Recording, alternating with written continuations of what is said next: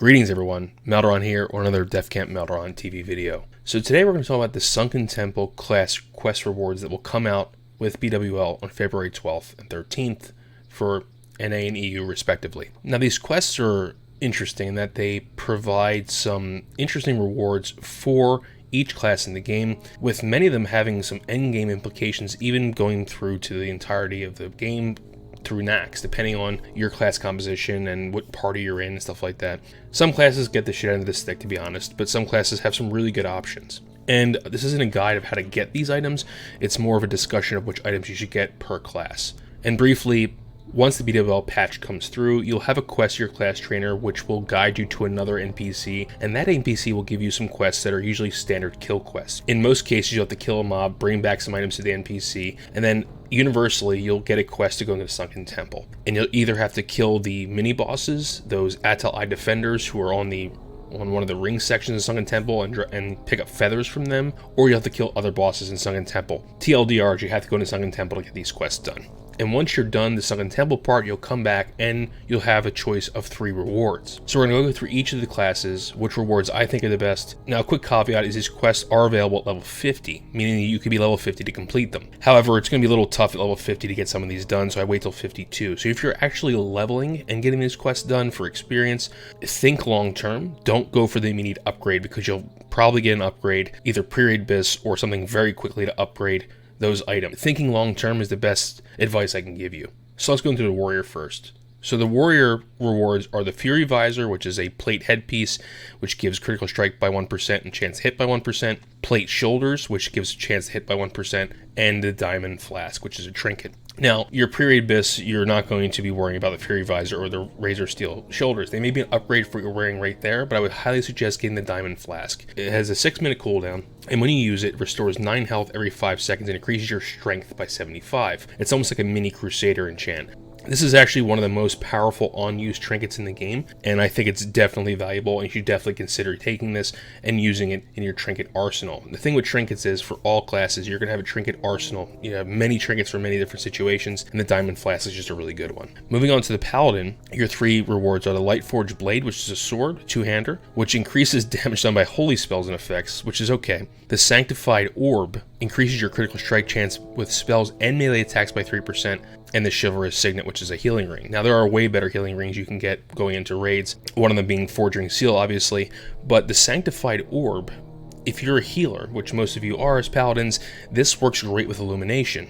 If you have Illumination, whenever you crit with a heal, you get that mana back and refunded. Increasing that chance is really good. And it lasts 25 seconds with a 3-minute cooldown. So I can see this being very useful during trash in a BWL and in some boss fights, depending on the length of the fight. Now, spell power may be more beneficial in the long run, along with intellect, but in longer fights, this could be really good if you're starting to run low on mana. Next will be coming in the hunters. You have the option of a polearm, the hunting spear, which improves your chance to crit by 1%, restores 5 mana per 5 seconds, the Devilsaur Eye, which is a trinket that increases your attack power by 150 and your chance hit by 2%, and that lasts 20 seconds with a 2-minute cooldown, or the Devilsaur Tooth, which your pet's next attack is guaranteed to critically strike if that attack is able to critically strike. Now, the hunting spear, of course, you'll get a better 2-hander, especially if you're going for Loctalar and Roctalar. The Devilsaur Tooth may be beneficial in some PvP skirmishes. I don't really understand why you would want to have that, but the Devilsaur Eye, 150 attack power is not shabby with an unused trinket. It lasts 20 seconds and has a 2-minute cooldown. You can use it very rapidly. Again, great for trash or great for some boss fights where you can really have the opportunity to just free shot and free cast, if you will. So the Devilsaur Eye, in my recommendation for hunters for sure. The chance to hit proc, of course, is nice, but remember, you should be probably close to hit capped or hit capped when you run into raids. This may open up some itemization options for you, but you should be hit capped at this point. Now onto the rogues. You guys really get the shit in the stick here, to be honest. The Ebon Mask improves your chance to get a critical strike by 1% and 36 attack power. Pretty nice. But there are better options, Ivren being one of them, but again, it's not that much worse than Ivren, and it gives 1% less crit, but it gives some attack power, so it's not that bad. The Whisperwalk Boots, 18 agility, increases your effectiveness of stealth by 1. Kind of crappy. If it had some hit or crit on it, I think this would be a pretty good piece. And the Dustback Drape, which reduces your falling damage, which could be good in some scenarios. I would maybe pick this up, just kind of have some fun with it and try to like jump into places you maybe normally wouldn't be able to get into. And it gives 14 agility, which isn't shabby either. So not a great, really clear choice here for rogues in my opinion, but there are some fun things here. Priests get probably the best reward in my opinion. We'll start with the other two first. The Woe Staff increases your shadow spell damage, not bad, but there are other pieces that do the same thing. Circle of Hope, which is a +6 shadow resistance and increases your critical chance of your holy spells by 1%. Not horrible, but again, you're going to go more for plus healing as Pre-Raid Bis for a priest. The Blessed Prayer Beads increases healing done by spells and effects by 190 for 20 seconds on a 2-minute cooldown. This is almost as good, if not better, than the Talisman Ephemeral Power. Most priests will be healing, and this is a very, very good option for you. It's an excellent trinket. I definitely would get it as a priest. Even if you're not primarily healing, I think it's good to have in your arsenal in case you need it. And since Toep is more of a caster priority item, I think that the prayer beads are just a great addition to your itemization. Next to the druids, like the rogues, I don't really see a clear winner here. The Grizzled Pelt, which is 17 strength, 16 agility, 11 stamina, not bad, especially if you're going to tank, right? If you're starting to tank a little bit, I think this might be a good pre-raid bis item for you. The Forest Embrace, which is a healing piece with 55 healing. This is actually pretty good. It's, again, a good pre-raid bis. It's not as good as Robes of the Exalted, but something you can get before that, so maybe something you want to think about. And finally, the Moon Shadow Stay, which increases damage and healing by up to 18, restores 7 mana per 5, and chance to crit by 1. Again, pretty nice pre-raid item for Boomkins. There are some better options out there, however, and at some point in the game, at some point in progression, you're going to get something better than all of these items. Whereas some of the trinket slots for other classes, it's still a viable trinket in some circumstance. So, not great compared to the other classes for druids, unfortunately. For shamans, I've made a video on this already, but there's a clear winner in my opinion, and that's the Enamored Water Spirit. It is a water totem. It actually is a totem, and you drop it down, it takes the place of your water totem, and it restores mana. It restores actually a total of 300 or 40-ish so mana over 27 seconds, and it benefits from restorative totems, which increases its MP5 regeneration. Is it better than double mind tap to have this? No, probably not. Is it better than the Shard of the Scale? It depends. The big benefit with this is if you're in a healing or caster DPS group, you can drop this down and restore mana to those healers or DPSers. And if you have Mana Tide, you can drop them one after another to really increase mana regeneration for a solid window of time. It's a great trinket. I recommend getting this over the other two. The Azurite Fists are kind of a hodgepodge. It's more of an elemental slash enhancement hybrid piece, but there are better pieces later on. And the Wild Staff, of course, is to an enhancement shaman, looks great, but it's fast. It's very fast with a 2.5 second swing, and you'll get a better item. I'm thinking Princess Theradras' Scepter, the Gatorbite Axe in Maraudon.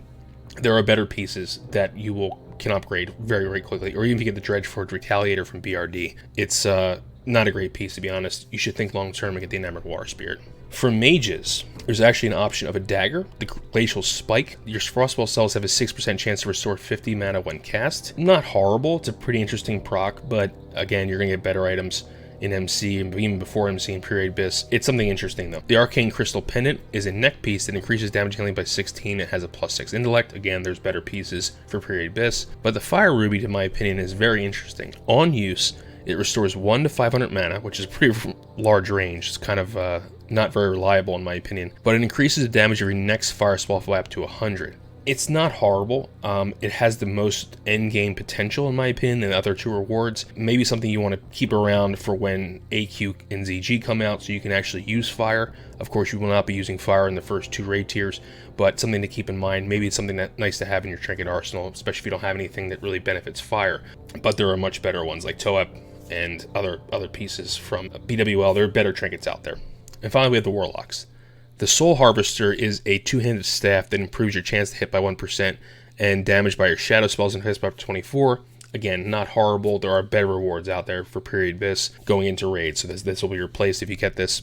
The Robes of Servitude is a chest piece that increases your damage on my fire spells by 23 and your shadow spells by 23. Not a bad piece, but again, you'll be replacing this with Pre-Raid Bis or pieces you get in MC or other raids. And finally, there's the Abyss Shard, which on use casts your Summon Voidwalker spell with no mana or Soul Shard requirements. This is more of a PvP item in my opinion. I don't think it's great, obviously not for raiding, but it could have some interesting things you can use in PvP skirmishes, and it's a trinket that I would just have around just in case you might want to use. Again, not a clear choice here, not some great choice that's going to be good in the endgame. So I think all in all, Priest, Shaman, Warriors, Paladins, Hunters, I think those are the classes that benefit from the most from these class quests. I wouldn't shy away from them if you don't have a reward like those other classes. I would do them just for the gold and the experience, and maybe sell the item if you don't want it. It's a fun quest. You never know if you may want to use some of these items. For rogues and druids, unfortunately, I don't think there's anything argument you can make that you would use those items past period abyss, but you'll never know. Guys, that's about it. I just wanted to go over these class quest rewards.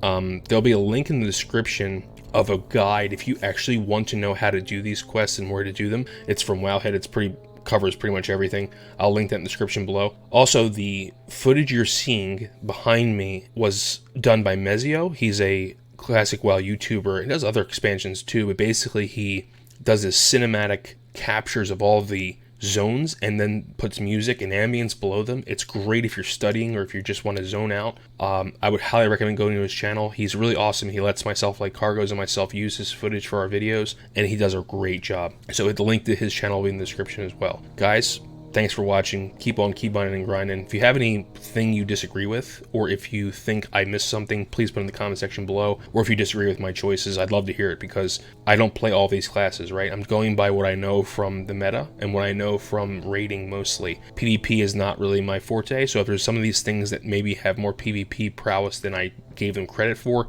just let me know in the description below. Have a great one, guys. Take it easy. Enjoy yourselves in Classic Azeroth, and I'll see you on the next video. Take it easy.